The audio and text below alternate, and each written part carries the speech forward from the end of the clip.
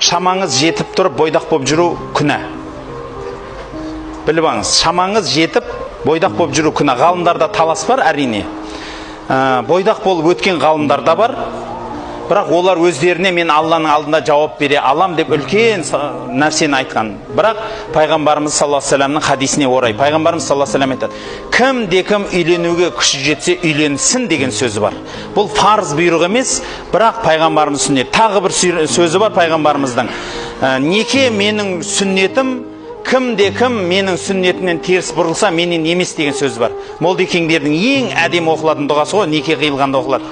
Жан никаху сүннати фаман рағиба ан сүннати фалайса минни ва ақулу қаули деп кететін сөздер бар. Сол үшін айтатыным, құрметті бауырлар, үйленуге қаражатыңыз, денсаулығыңыз бар ма, үйленбей жүру күнә болады.